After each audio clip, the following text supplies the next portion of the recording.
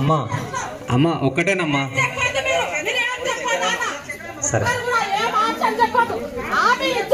చెప్పిండు గ్యాస్ వస్తున్నది 500 గ్యాస్ అంటుండు ఎవరికి పడుతున్నది 500 ఎవరికి పడుతున్నది 500 కర్రు కాల్చి వ్యతిరేకిస్తే కర్రు కాల్చి ఆడపిల్లకు 12 నెలల ఆడపిల్లకు 2500 ఇస్తున్నాడు.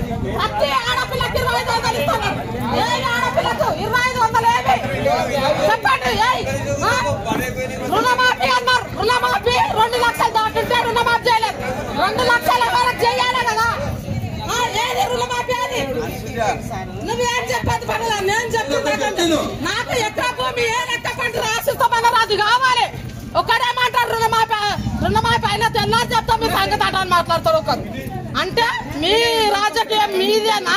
మాది ఏం మాట్లాడలేక మేము వేయలేము. ఆ ఓటు అన్ని రకాల అర్హత ఉన్నది. నువ్వు మాట్లాడు, కానీ కాకపోతే నువ్వు మాట్లాడిన దానికి సమాధానం చెప్పేటంత పూర్తి అధికారులు ఎవ్వరు లేరు.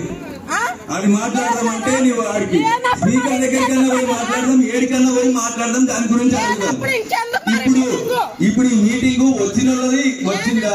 నీ పేరు రాలేదా? రాకపోతే నీ పేరు రాలేదంటే ఎందుకు వచ్చింది? ఒకవేళ అరువులు కాని వాళ్ళకి వచ్చిందంటే వీళ్ళు అరువులు గారు వీళ్ళకి వచ్చింది వీళ్ళకి తీసేయమంటే తీసేస్తాం.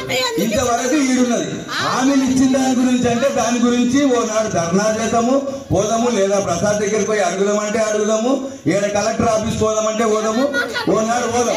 నేనే తోలుకొని పోతా. ఆయన కూడా కలెక్టర్ ఆఫీస్ కూడా నేనే తోలుకొని పోతా. ఆయనలో పోయి మాట్లాడదాం. దాని గురించి చెప్పేటందుకు అధికారులు మీరు ఎవరు లేరు. ఓన్లీ గ్రామానికి సంబంధించినంత వరకు ఏమంటే వీళ్ళు చెప్తారు.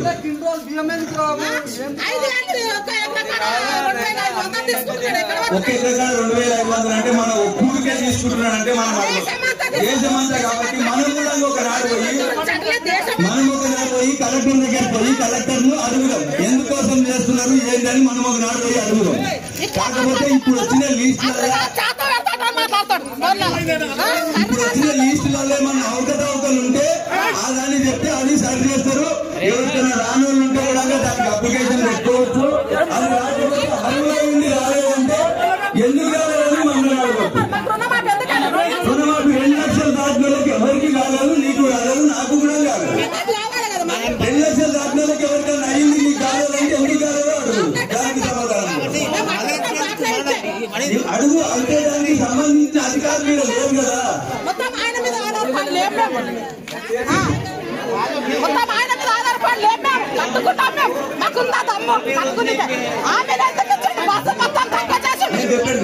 ఎవరైనా డబల్ పేర్లు వచ్చినా ఆ డబల్ పేర్లు వచ్చినా ఒకరు అరువులు కానోళ్ళకు నేను చెప్పండి ఇంటిస్తున్నా మైకిలో చెప్తున్నాను.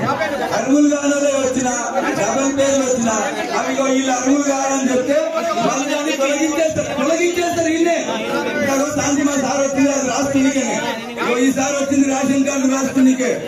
ఆమె వచ్చింది సెక్రటరీ అంటే విలేజ్ లో ఇంకేమన్నా అప్లికేషన్స్ ఉంటే తీసుకుని ఆమె వచ్చింది.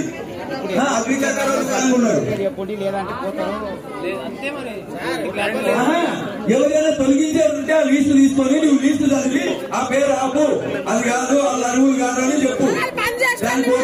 చదివిన దాంట్లో పని చేసిన వాళ్ళు ఎవరు లేదు.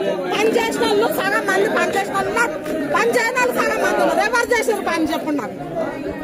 పని చేసిన వాళ్ళ పేరు రా, పని చేయని వాళ్ళ పేరు వస్తాయి. అమ్మాపు చచ్చిపోయింది.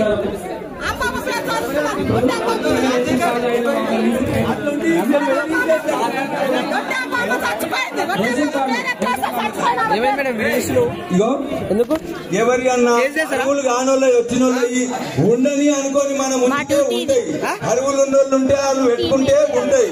వద్దు అంటే తీసేద్దామంటే అరువులు కానోళ్ళని తీసేసి 4 పేర్లు అయితే మన వాళ్ళు అరువులు ఉన్నోళ్ళే ఇద్దామంటానంటే మనమే మాట్లాడుకొని దాన్ని డిసైడ్ చేసి పేరు చదివినప్పుడు ఈ పేరు వద్దు అని చెప్తే అయిపోతుంది. ప్రాణాలు ఎక్కేనికి దరఖాస్తులు తీసుకుంటారు. అది రాకపోయి వచ్చిన వాళ్ళు వేస్తే అప్పుడు అడగొచ్చు.